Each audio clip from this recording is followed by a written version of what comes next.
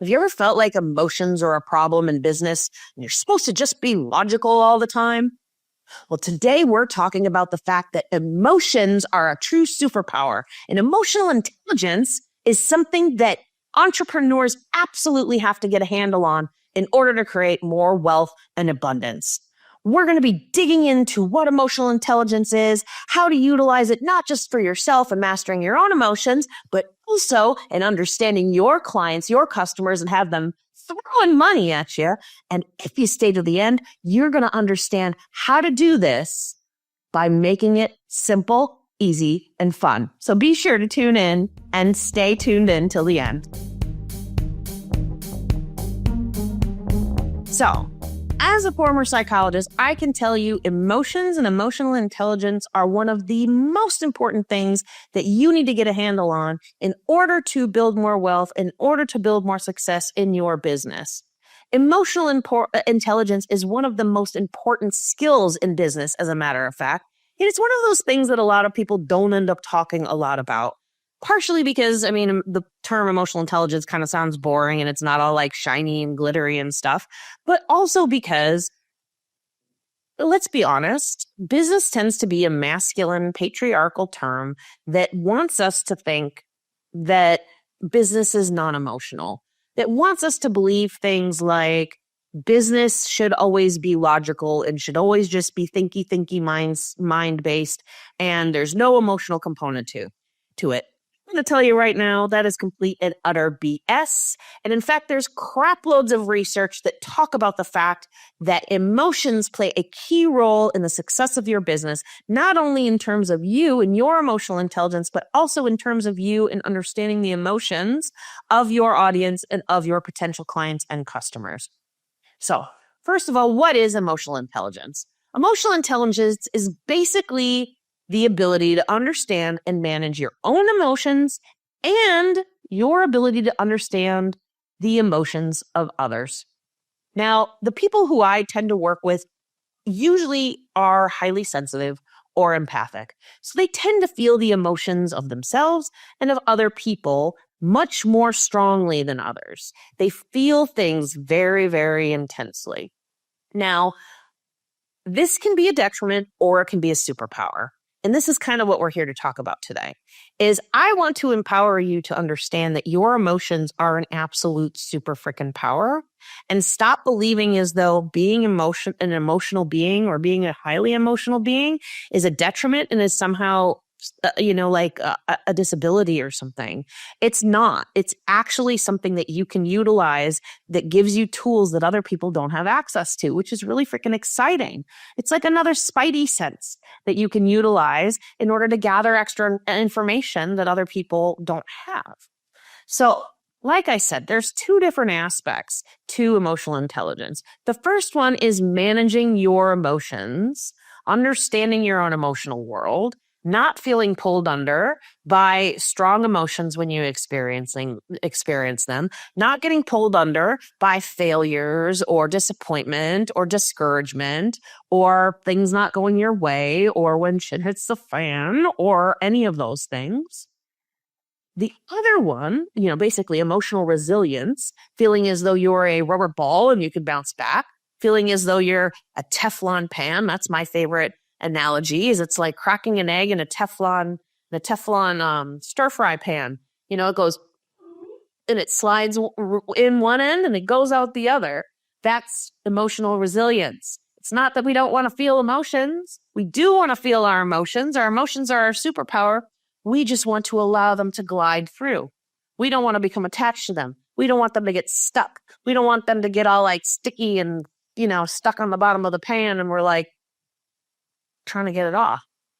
That's not the relationship we want with our emotions. We want our emotions to be able to move through us and not perpetuate them with our limiting beliefs and our blocks, not perpetuate them with that inner critical voice, not perpetuate them with these old stories that say this is the way it's going to be yet again because of old traumas or stressors or any of those things. This is what emotional intelligence means in terms of managing our own emotions. And this is essential when it comes to things like making decisions. You see, many people believe that decision-making is based upon logic. That is completely false. Usually what happens is our decision making is made based upon emotion, and then we utilize our logic to justify that emotional decision.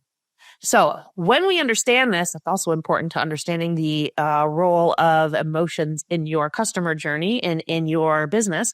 But in terms of your own, you can then understand your relationship with your own decision making, and that you need to be able to empower yourself to feel it on a gut, instinctual, inner wisdom, inner channel, inner knowing place, intuition place that tells you whether it's wrong, whether it's right or wrong for you.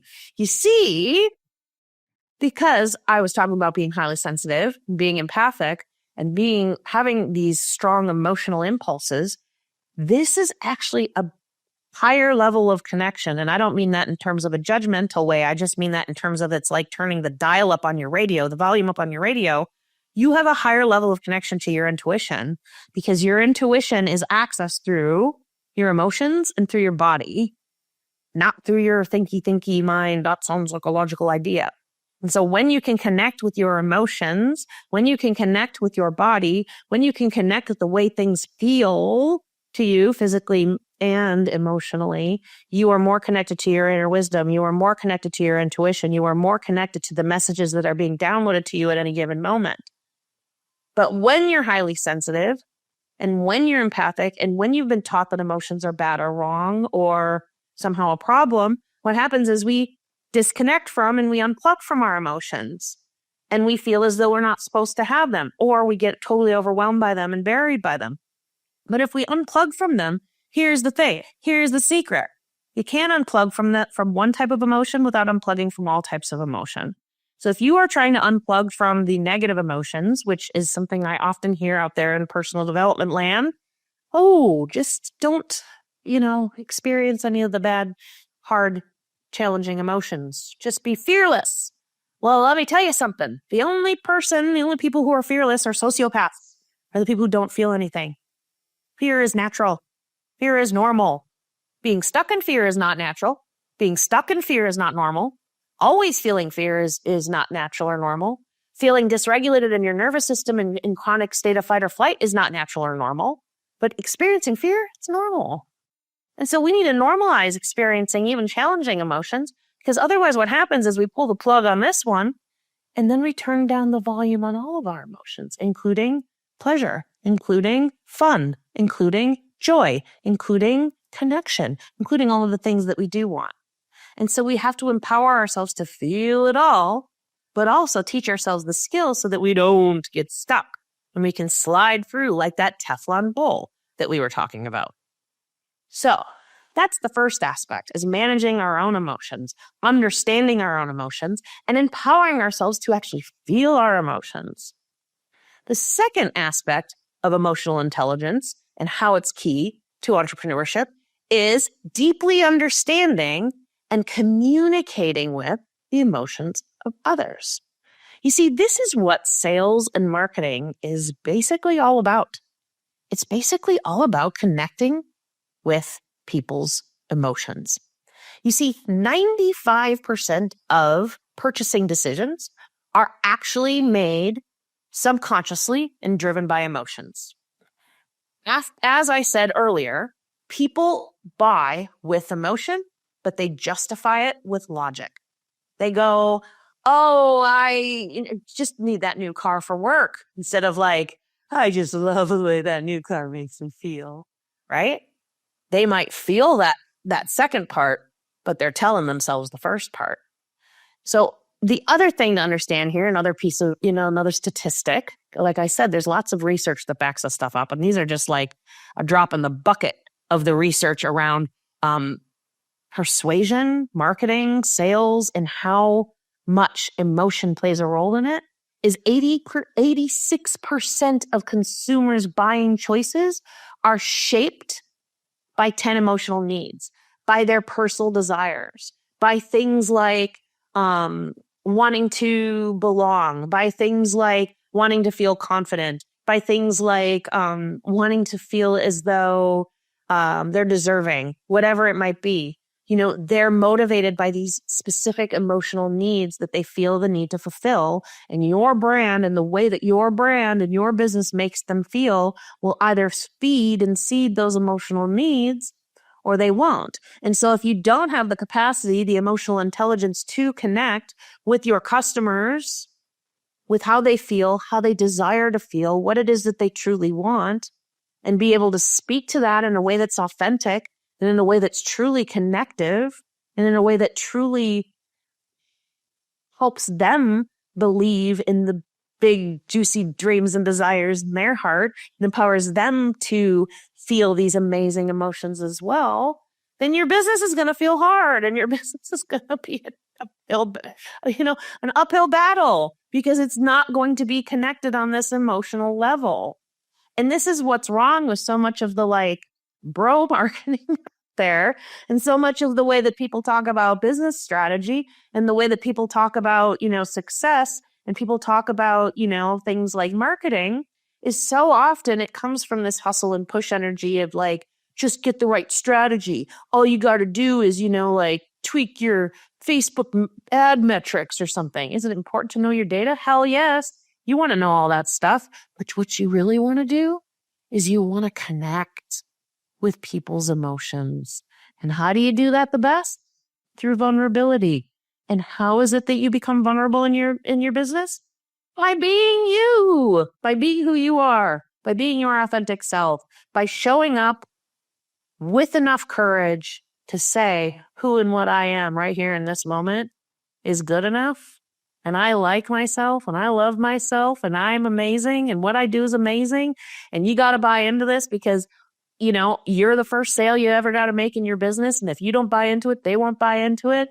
And when you show up as your authentic self, they feel this authentic connection to who and what you are and what it is that you provide. When you show up from that energy, everything changes. Everything changes. And so we have to shift out of this idea, whether it's mastering our own emotions or whether it's understanding and communicating to the emotions of others, that the mind is the master. The mind is the servant. Heart is the master. Decision-making is more emotional based, but so is our intuition, so is our connection, our spiritual connection, so is our ability to connect with our own alignment and what's right for us. All of this comes through the heart. All of this comes through connection with who and what we are. All of this comes through embodying our deepest truth, our truest self. And this comes through things like vulnerability. This comes through things like feeling as though you deserve it, feeling as though you're worthy of it.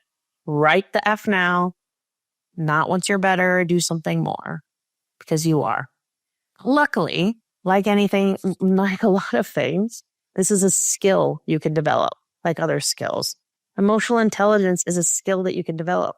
You can learn to master your emotions. You can learn to allow that emotional egg to drop through and slide through this Teflon pan instead of feeling like it gets stuck.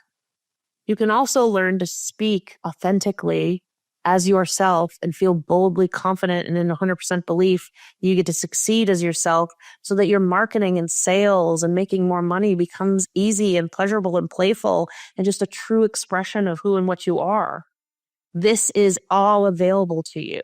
This is all something that you can do. And this is incredibly important and especially important if you identify as someone who's highly sensitive or empathic.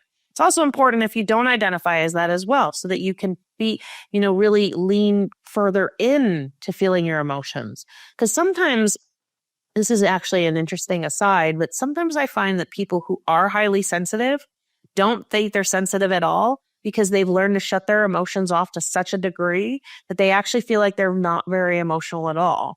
What the truth is, though, is they're actually terrified of feeling their emotions because they've been taught that either they're wrong or they've been overwhelmed by them in the past. So they shut them off. And so they label themselves as not emotional when in fact they're actually deeply emotional. And so if you don't identify with being highly emotional, but you find that you're shut off and maybe you don't know why, that might be part of the reason. So this is something that I help my clients achieve in all of my programs is embodying this emotional intelligence and unsticking these stuck emotions that are stuck at the bottom of the pan that are due to these old traumas and old stories and blocks and all of this jazz embedded on a cellular level, so that you can step into your aligned path, so that you can listen to that inner wisdom, so that you feel empowered as the eight-figure CEO of your empowered eight-figure CEO in your business, so that you can create more money, so you can feel as though it's easy and pleasurable and playful and fun, and so that you can truly be the leader who isn't rocked and isn't taken down by disappointment or discouragement or takes your business personally. I mean, think about it. Think about someone like Mark Zuckerberg or something. You know, he has a bad quarter at Facebook. He's not going to sit there and say to himself, I'm a bad person, or I got to quit because this feels really bad. It might feel bad. And maybe he goes and has, I don't know, an extra macchiato or something that morning to treat himself and to give himself a little bit of gentleness and kindness and grace. Maybe he takes the afternoon off, but then he comes back the next day and he's resilient and he goes, okay, let's puzzle this out and figure it out. Everything's figure outable. Because that's what happens when you have this kind of emotional intelligence and this kind of emotional resilience, is business becomes fun, making money becomes fun, your life becomes fun. And you feel more alive because you feel things and you allow yourself the space to feel them without feeling like they're going to overwhelm you or keep you stuck.